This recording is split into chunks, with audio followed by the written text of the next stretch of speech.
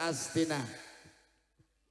Ayang-ayang permintaan dari Mas. Nyapa tuh Mas ngingeti aku ngono kuwi ke? Aku lo.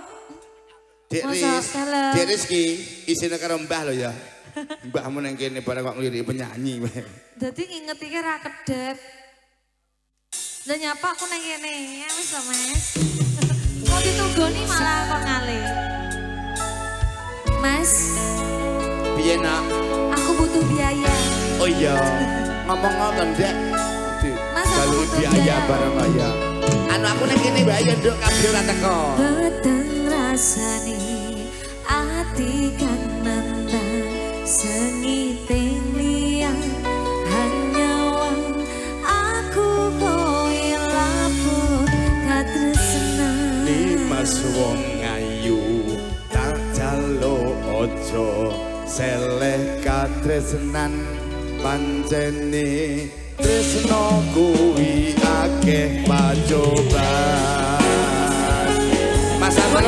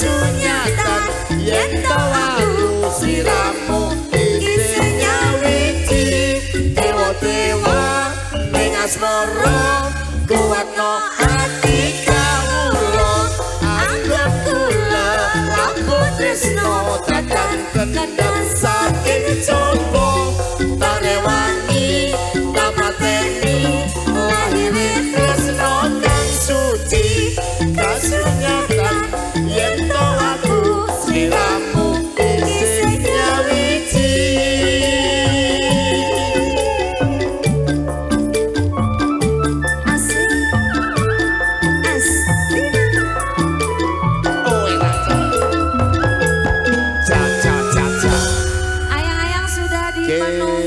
matur sembah nuwun. Terima kasih. Kita